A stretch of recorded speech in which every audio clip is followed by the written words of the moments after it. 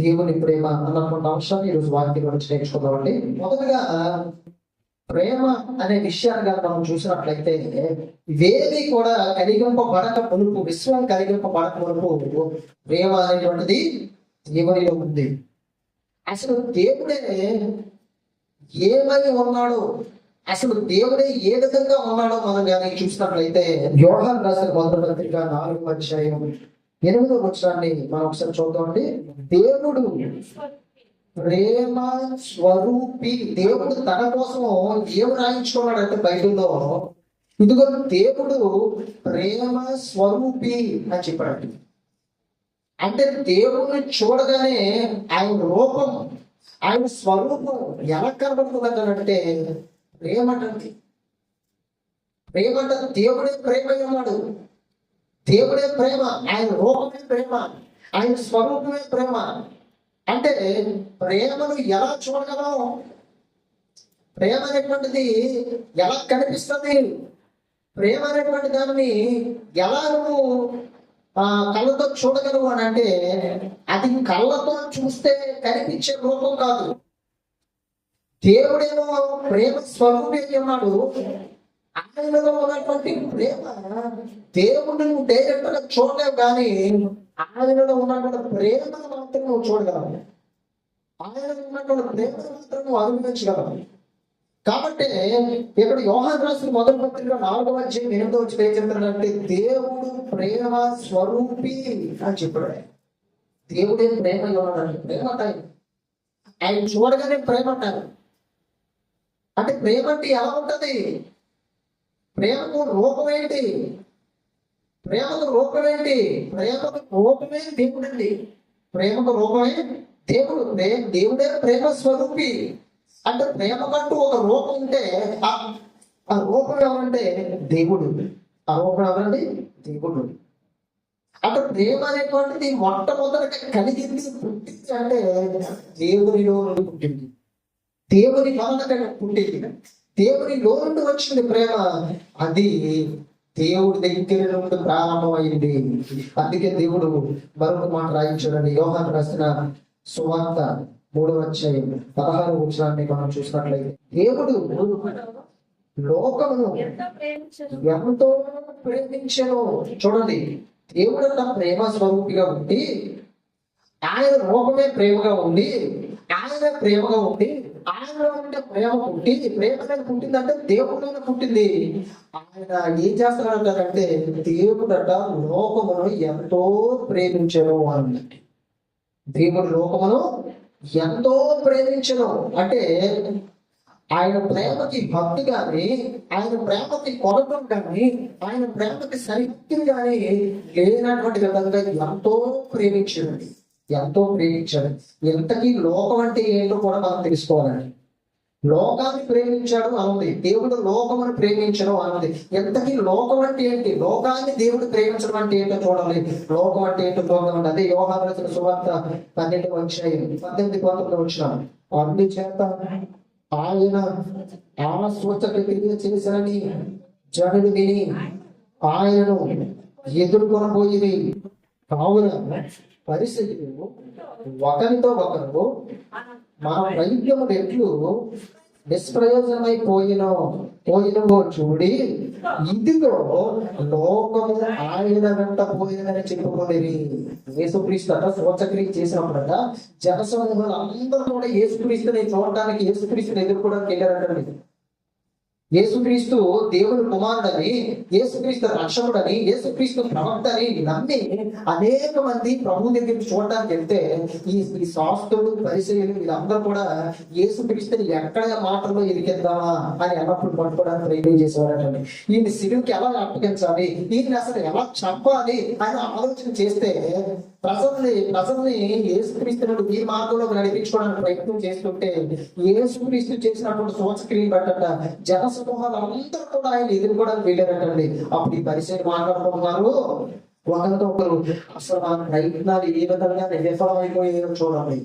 ఏ విధంగా పనికి రాకుండా పోయాయో, ఏ విధంగా నిష్ప్రయోజనం అయిపోయాయో చూడండి. మనం చాలా ప్రయత్నం చేసాం యేసుక్రీస్తుని పట్టుకోవాలని మాటల్లో, మనం చాలా ప్రయత్నం చేసాం ఆయన్ని అట్టని ఇరికించాలని. కానీ ఆయన సూచక్రియ చేస్తే ఈ జనసమూహం అందరూ వెళ్ళిపోతున్నారని చెప్పి ఏమన్నారు చూడండి. మన ప్రయత్నం ఎట్లు నిష్ప్రయోజనం అయిపోయాయో చూడండి. ఇదిగో లోకము ఆయన వెంట పోయేదని చెప్పుకొనిది. అంటే ఇక్కడ లోకము అనగా అర్థం ఏంటంటే ప్రజలు లేదా జనులు అని అర్థం అండి. ప్రజలు లేదా జనులు. ఇప్పుడు యోహాను రాసిన సువార్త లోకం అంటే అర్థం ఏంటంటే ప్రజలు లేదా జనులు. లోకం అంటే ప్రజలు లేదా జనులు. ఇప్పుడు యోహాను రాసిన సువార్త 3వ అధ్యాయం 16వ వచనం మనం చూసినట్లయితే, దేవుడు లోకమును ఎంతో ప్రేమించను. అంటే లోకం అంటే అర్థం ఏంటో చెప్పుకోదాం. ప్రజలు లేదా జనులు. అంటే దేవుడు ప్రేమించండి, ప్రజలను ప్రేమించడండి, మనుషులను ప్రేమించడండి. ఆ ప్రేమ ఎలా ప్రేమించడంటే ఎంతో ప్రేమించడండి, ఎంతో ప్రేమించాడు. అంటే దేవునిలో ప్రేమ పుట్టింది. ఆ ప్రేమేమో మనుషుల వరకు వచ్చింది. మనిషిని ప్రేమించడం దేవుడు స్టార్ట్ చేశాడు. ఆ ప్రేమ ఎంతో ప్రేమించడండి, ఎంతో ప్రేమించడండి, ఎంతో ప్రేమించడం, ఎంతో ప్రేమించడం. ఆ ప్రేమకి హద్దులు కొలతలు ఏమి లేనంతగా దేవుడు మనుషుల్ని ప్రేమించడండి. దేవుడు మనుషులు ప్రేమించాడు. అయితే మనల్ని ఎప్పటి నుంచి ప్రేమించడం మొదలు పెట్టాడో తెలుసా? దేవుడు ఎప్పటి నుంచి ప్రేమించడం మొదలు పెట్టడం తెలుసా? తల్లిదండ్రులకి పిల్లలు గర్భఫలం వచ్చినప్పటి నుండి ఆ శిశువు మీద కేరింగ్ ప్రేమ ఉంటుందండి. భూమి మీదకి ఆ శిశువు వచ్చిన తర్వాత ఇంకా ప్రేమించడం అధికమవుతుందండి. వాళ్ళు ఎదుగుతున్నప్పుడు ఇంకా ప్రేమించడం అనేటువంటిది అధికమవుతూ ఉంటది. ఆ ప్రేమ అనేటువంటిది తండ్రికి తల్లికి ఇద్దరికి కూడా ఉంటది. ఇది నీకు పుట్టినటువంటి పిల్లల మీద ఉన్నటువంటి ప్రేమ.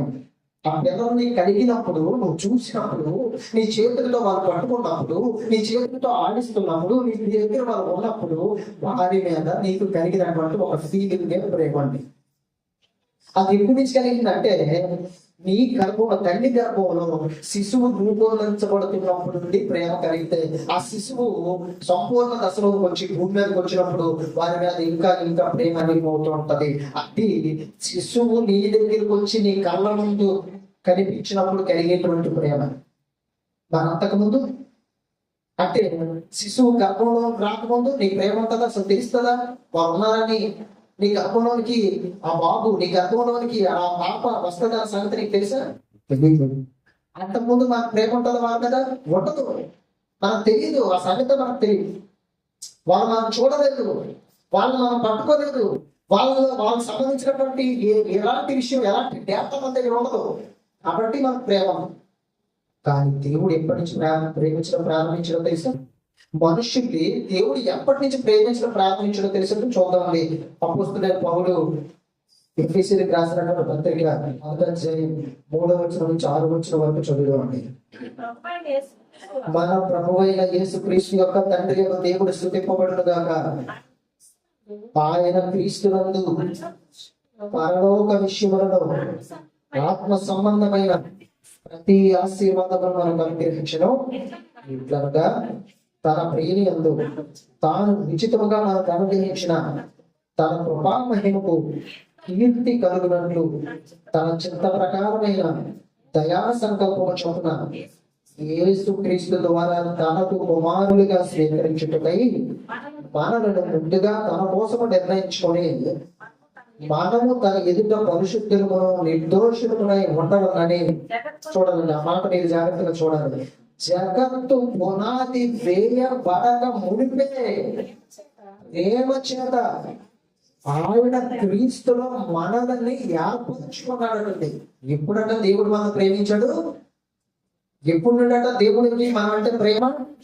జగత్తు పునాది వేయబడక మునిపే, అంటే ఈ విశ్వం కలగక మునుపు, సమస్తం శూన్యంగా ఉన్నప్పుడు, సూర్యుడే లేనప్పుడు, చంద్రుడే లేనప్పుడు, భూమి పొట్టలేనప్పుడు, సముద్రాలే లేనప్పుడు, ఆకాశమే లేనప్పుడు, ఈ యొక్క సమస్త విశ్వంలో ఏ గ్రహము లేనప్పుడు, ఏది లేనప్పుడు, శూన్యంగా ఉన్నప్పుడు, కొన్ని కోట్ల కోట్ల కోట్ల సంవత్సరాల క్రితమే అసలు మనిషి అన్నటువంటి ఆలోచన కనీసం అసలు ఏది లేనప్పుడు, సమస్తం శూన్యంగా ఉన్నప్పుడే జగత్తు పునాది వేయబడక మునిపే దేవుడు ఏం చేశాడో తెలుసా?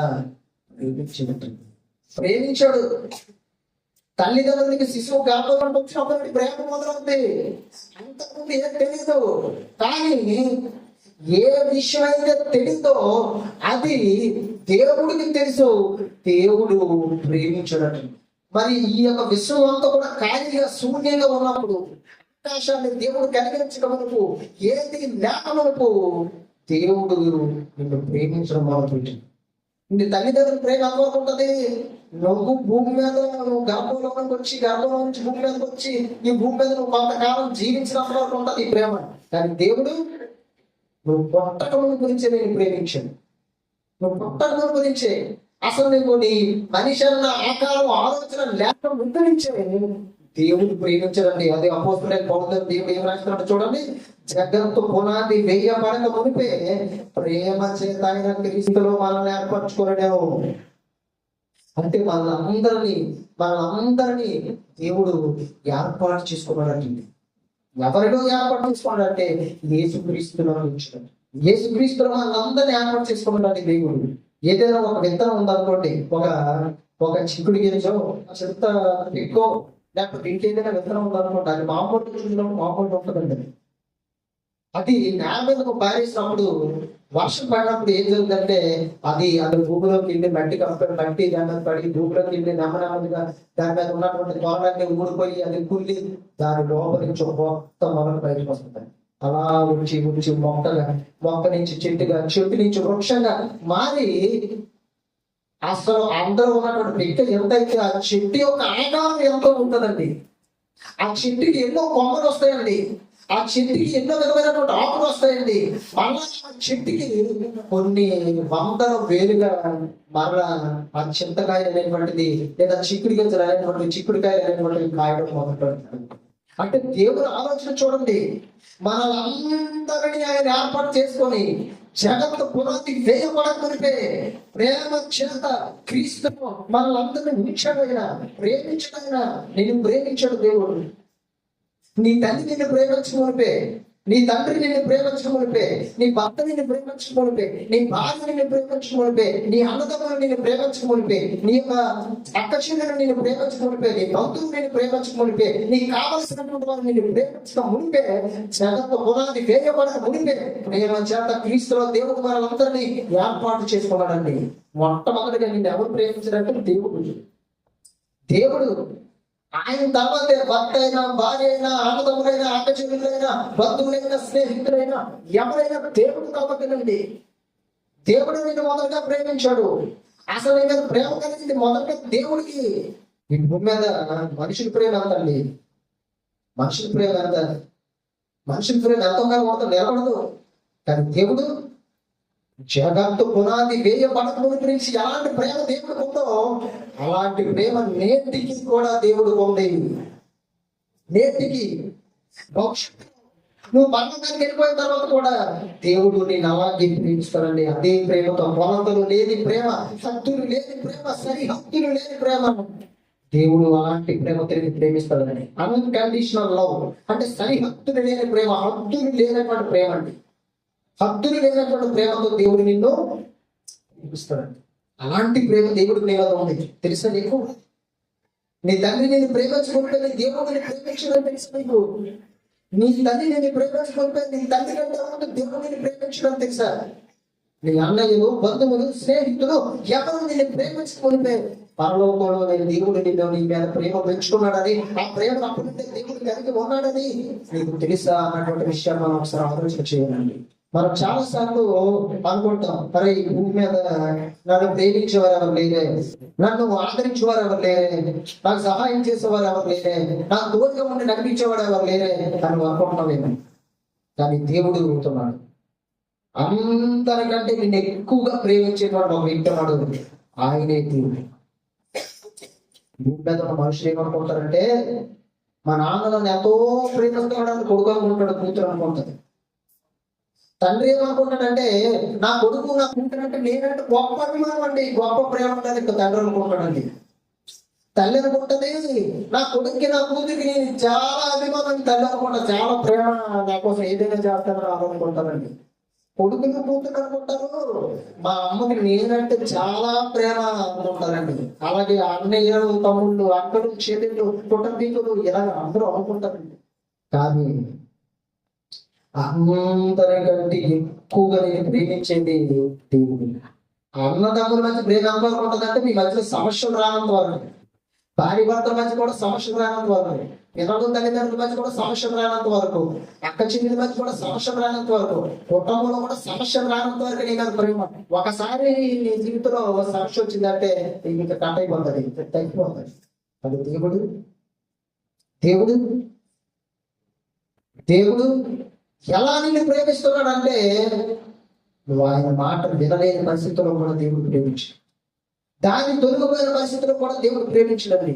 మార్గాన్ని చెరిపిస్తున్న పరిస్థితుల్లో కూడా దేవుడు ప్రేమించాడు.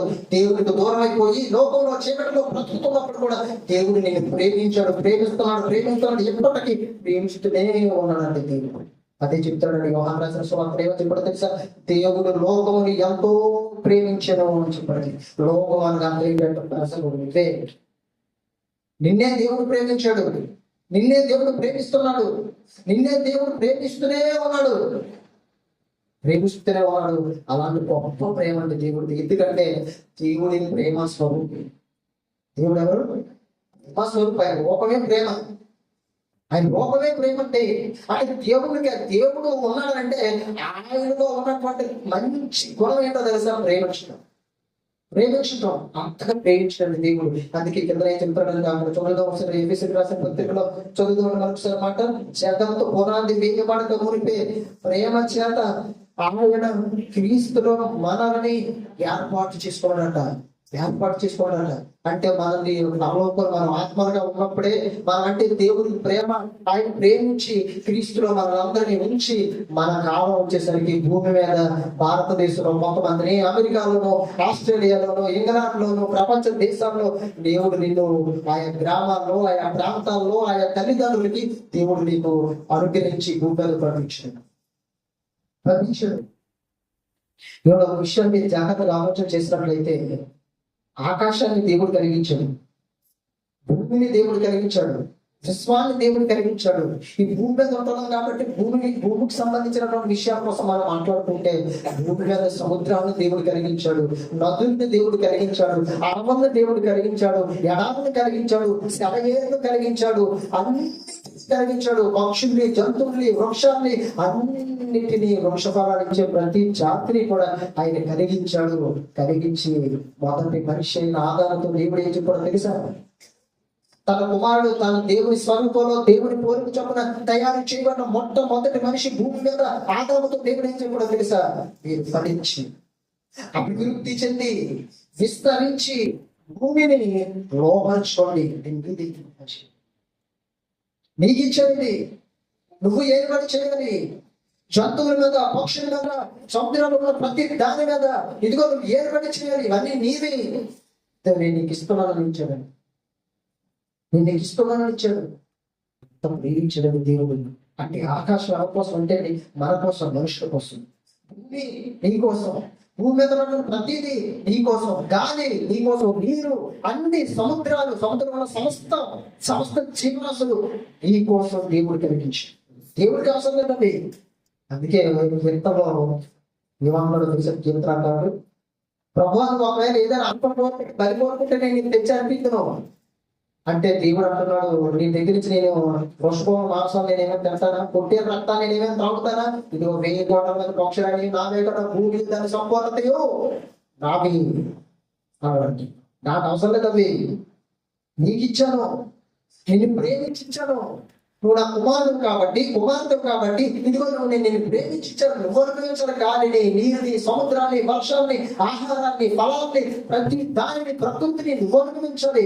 ఎందుకంటే నువ్వు అది అనుభవిస్తూ, తింటూ, ఉంటూ, అది చూస్తూ, నువ్వు అనుభవిస్తున్నప్పుడు నా తండ్రికి అంత ప్రేమ కలిగినవాడు అన్నటువంటి సంగతి ఇది నీకు అర్థం అవ్వాలి అని దేవుడు చెప్పండి. ఈ రోజు దేవుడు సమస్తాన్ని కూడా నోటి మాట చేత కలిగించి మనుషులందరికీ ఇచ్చాడండి దేవుడు.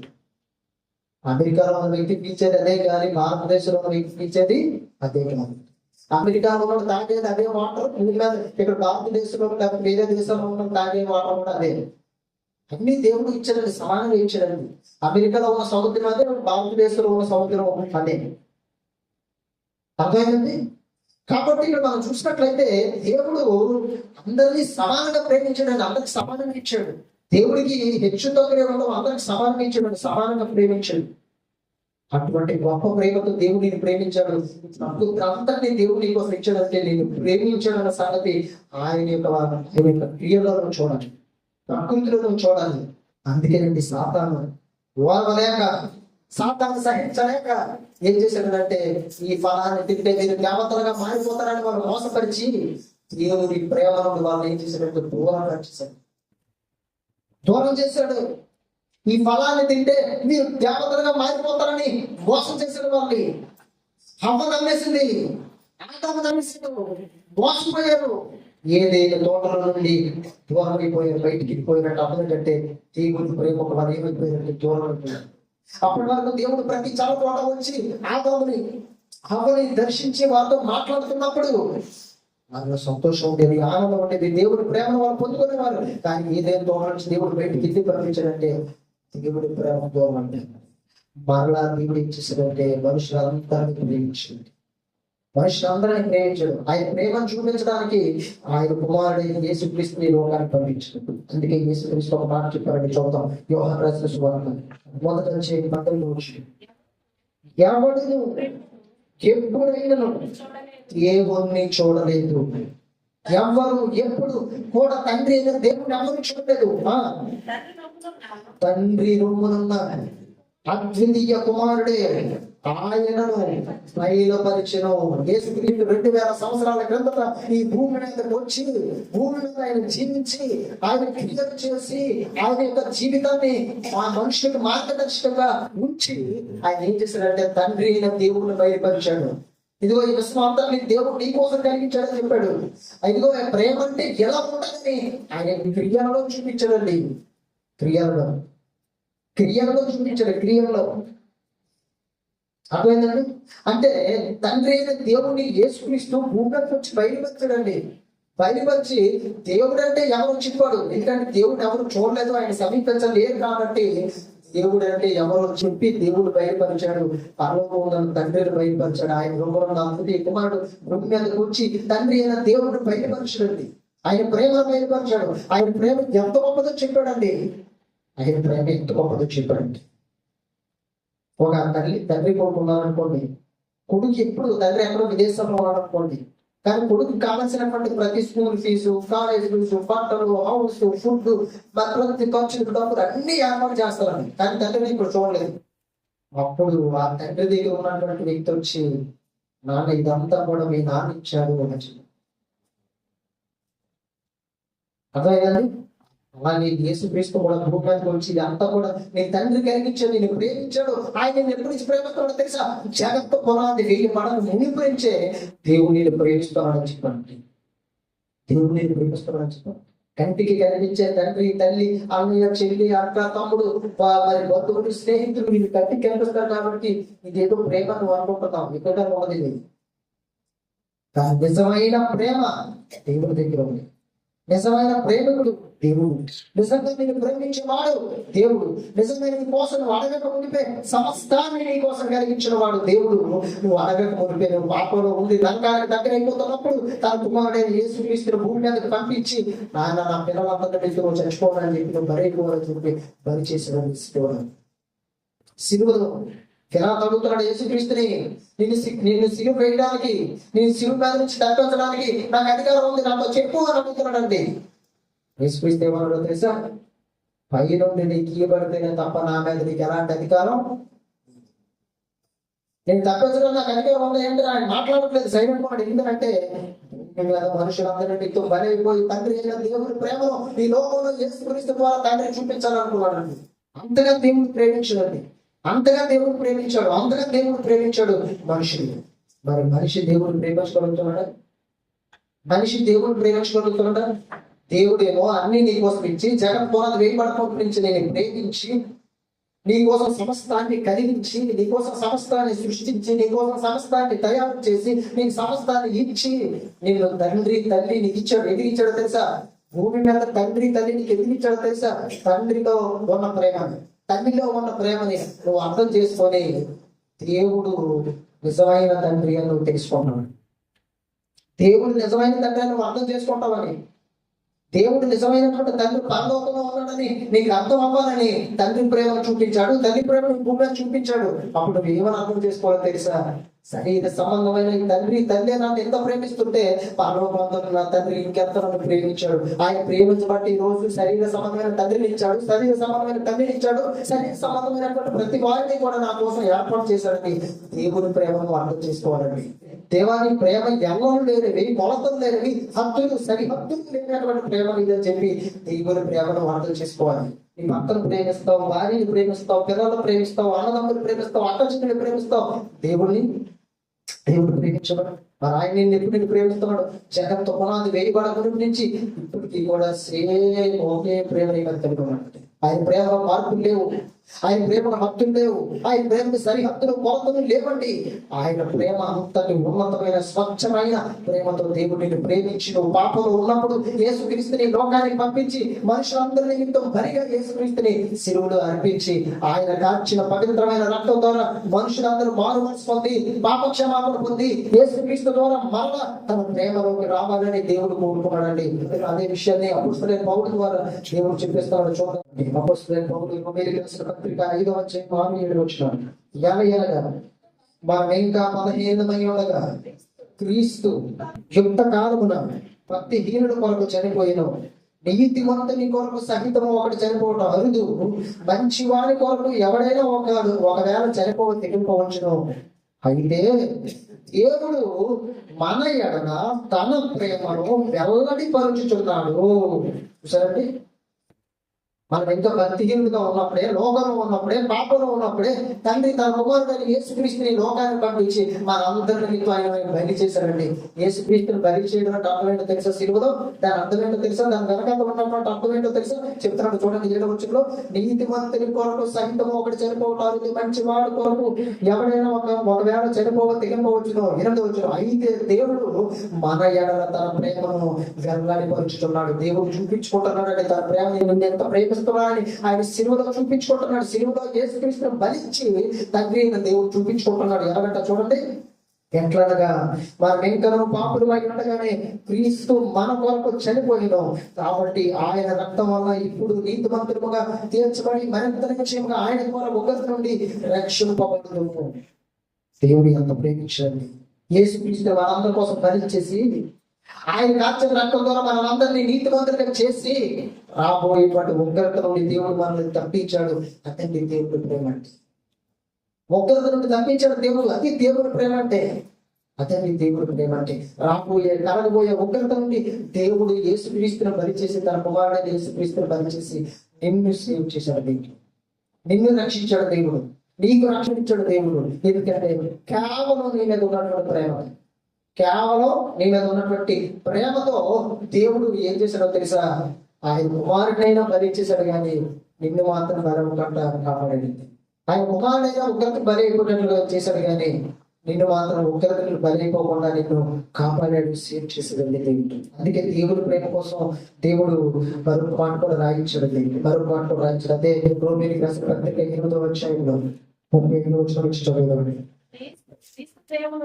క్రీస్తు ప్రేమ నుండి మనలను ఎడబాపు వాడెవడు శ్రమైనను, బాధైనను, హింసైనను, కరువైనను, వస్త్రహీనతైనను, ఉపద్రవమైనను, ఖడ్గమైనను మన ఎడబాపునా.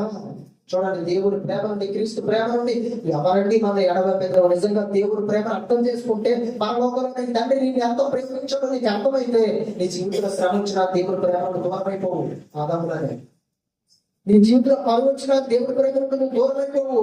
నీ జీవితంలో కష్టం వచ్చిన దేవుడి ప్రేమ నుండి నువ్వు దూరం అయిపోవు. నీ జీవితంలో ఉపద్రవం వచ్చినా సరే దేవుడి ప్రేమ నుండి ఏమైపోవు, అయిపోవండి. ఈ రోజు చాలా మంది నీ జీవితంలో చిన్న కష్టం రాగానే, అనారోగ్యం రాగానే, శ్రమ రాగానే, ఇబ్బంది రాగానే ఈ రోజు కొన్ని వేల మంది, కొన్ని వందల మంది దేవుడి ప్రేమను అర్థం చేసుకోక దేవుడి ప్రేమను దూరం అయిపోతున్నారండి. ఆదాము హవ్వల మీద విశ్వాస జీవితాలు కోల్పోతున్నారండి. పరలోకం అంటే ఏంటో తెలియని పరిస్థితుల్లో దేవుడి దగ్గర నుంచి దూరం అయిపోయి లోకంలోను పాపంలోను మరణం చేరిపోయి దేవుడికి దూరంగా బ్రతుకుతున్నారండి.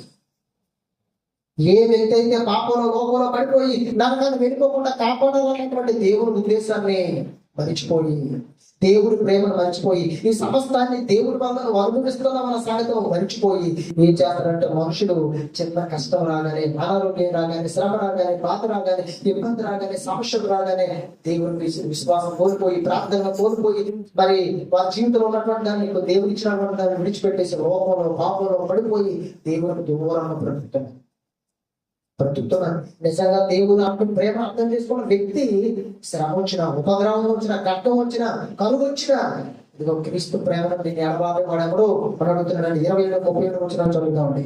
అయినను మనము ప్రేమించిన వారి ద్వారా మనము వీటన్నిటిలో అత్యధిక విజయం పొందుతున్నాం. 30 వచ్చిన మరణమైనను, జీవమైనను, దేవదూతలైనను, ప్రధానులైనను, ఉన్నవైనను, రాబోవునవైనను, అధికారులైనను, ఎత్తైనను, లోతైనను, సృష్టింపబడిన ఏదైనను మన ప్రభు అయిన యేసుక్రీస్తు యేసునందరి దేవుని ప్రేమను మనం ఎడవాప నేరమని రూఢిగా నమ్ముచున్నాడు.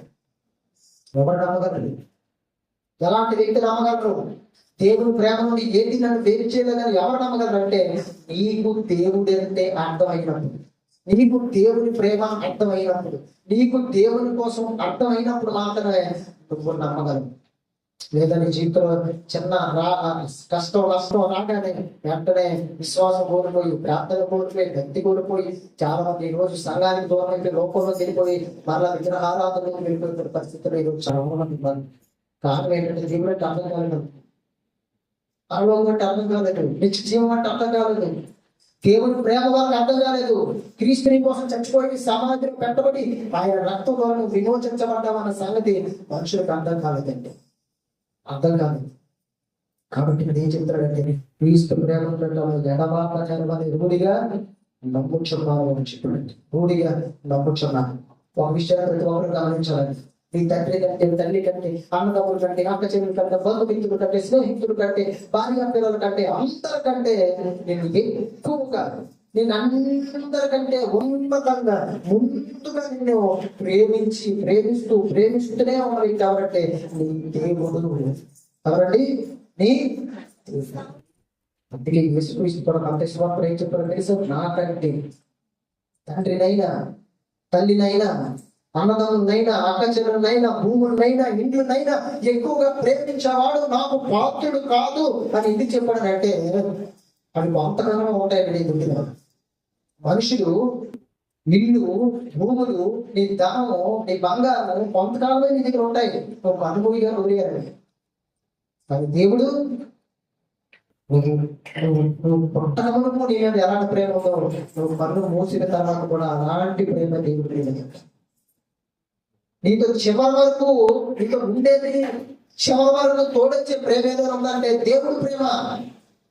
మనిషి భార్య చచ్చిపోయింది అనుకోండి, భర్త పిల్లలు కుటుంబీకులు సమానం వరకు చేస్తారు, అంతవరకు వారి ప్రేమ. భర్త చచ్చిపోయాడు అనుకోండి, భార్య పిల్లలు కుటుంబీకులు అన్నదమ్ములు బంధువులు స్నేహితులు సమానం వరకు వస్తారు, ఏడుస్తారు, 4 రోజులు ఏడుస్తారు, మర్చిపోతారు, అంతవరకు.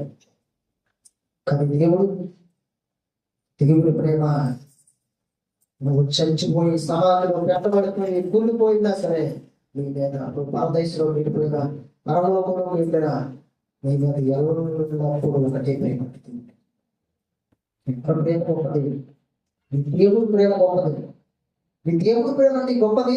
ఆయన ప్రేమకు సాటి అయిన ప్రేమ ప్రపంచంలో లేదు అంటే మీరు అర్థం చేసుకోవాలి, నమ్మాలి. దేవుని ప్రేమ సాటి అయిన ప్రేమ ఉండదండి. దేవుని ప్రేమతో ఈక్వల్ ప్రేమ ఎవరికి ఉండదు.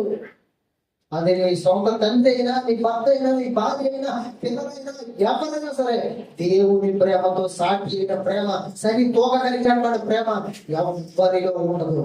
అందుకే యేసుక్రీస్తు నాకంటే తండ్రినైనా, తల్లినైనా, భూములనైనా, ఇంటినైనా, అక్కచిన్నైనా, అన్నదమ్ములైనా ప్రేమించేవాడు నాకు పాత్రుడు కాదని ఎందుకు చెప్పాడంటే ఆయన నిన్ను మొదలుగా ప్రేమించాడు. ప్రేమ చేత క్రీస్తులో తండ్రి ఏర్పాటు చేసుకున్నప్పుడు యేసుక్రీస్తు కూడా నేను ప్రేమించాడు. యేసుక్రీస్తు కూడా నేను ప్రేమించాను, నీ కోసం బలైపోయాడు. కాబట్టి నువ్వు ప్రేమించాల్సి ఉంటే మొదటగా అందరికంటే ఉన్నతంగా ఎవరిని ప్రేమించాలో తెలుసా? నీ దేవుడిని. అందుకే దేవుడు ఒక ఆజ్ఞ కూడా ఇచ్చింది. ఏంటో తెలుసా ఆజ్ఞ? నీ పూర్ణ హృదయంతో, నీ పూర్ణ బలంతో, నీ పూర్ణ శక్తితో, నీ పూర్ణ ఆత్మతో నీ దేవుణ్ణి ప్రేమించాలి మర్చిపోతాను. ఎందుకంటే ఆయన్ని ప్రేమించడం అందరికంటే ఏముంది? నువ్వు కూడా ప్రేమించాలి. నువ్వు ప్రేమించి నీ దేవుడు అంటే ప్రేమ నాకు తెలగా. కాబట్టి తల్లిదండ్రులు ఉన్నారు, తల్లి దగ్గర నుంచి అన్ని నువ్వు పొందుకొని నువ్వు ఆ ప్రేమించకపోతే జరగవుతుంది. దేవుడు నీకు అన్ని ఇచ్చాడు, నువ్వు కూడా ఆయన ప్రేమించాలి. మనం ఆయన్ని ప్రేమించామని కాదు, ఆయనే మనం ఏం చేశాడు?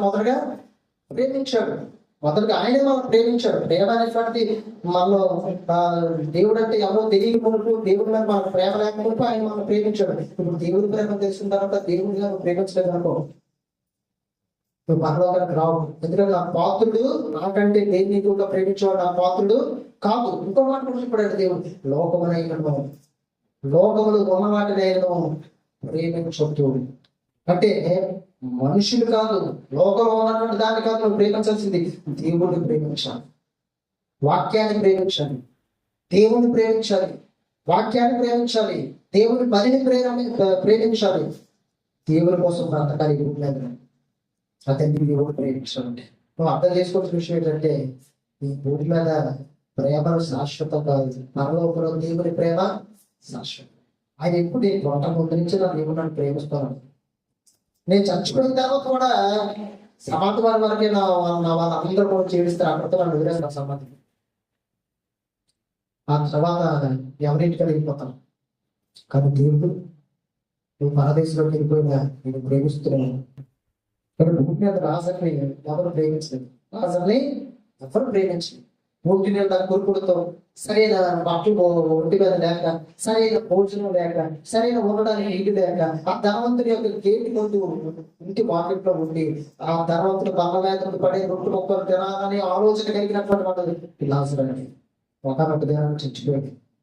లాజరు భూమి మీద అనుకున్న నన్ను ఎవరు ప్రేమించేవారు ఎవరు లేరు, నన్ను అసలు పట్టించుకునేవారు ఎవరు లేరు, నాకు ధైర్యం చెప్పేవారు ఎవరు లేరు, నన్ను అభిమానించేవారు ఎవరు లేరు అని అనుకోవాలి. కానీ చచ్చిపోయిన తర్వాత తెల్లగా వెళ్ళిపోయి ఎవరిలో అనుకున్నాడు లాజరు? అబ్రహాము బిడ్డలు కనుపడుకున్నాడు. నేనున్నాను నీకని చెప్పాడండి. ఇదిగో మోషే ఉన్నాడు, యెహోషువ ఉన్నాడు, దానియేలు ఉన్నాడు, ఓబద్య ఉన్నాడు, ప్రవక్తలు ఉన్నారు, నీతిమంతులు ఉన్నారు. ఇదిగో అందరూ ఉన్నారు నీకోసం. వీళ్ళందరూ నీ అన్నదమ్ములయ్యా, మీ అందరూ నీ అన్నదమ్ములు. ఇదిగో భూమి మీద నువ్వు చాలా శ్రమ అనుభవించావు, ఇక్కడ సంతోషపడు, ఆనందపడు, నెమ్మది పొందు. అక్కడ అబ్రహాము ఏమని చెప్తారు తెలుసా? నువ్వు పంటలో ఏత పడుతున్నావు కానీ వీడి ఏం చేస్తున్నాడు? నెమ్మది కూర్చున్నాడు. దేవుడు ప్రేమ అంటే అలా ఉంటుందని. నువ్వు చచ్చిపోయి వేరే లోకానికి వెళ్ళినా దేవుడు నేను ప్రేమిస్తూనే ఉన్నాడు. అందుకని దేవుడు నేను ఎక్కువ ప్రేమించాలి. దేవుడు ఏం చేయాలి? ఎక్కువగా ప్రేమించాలి.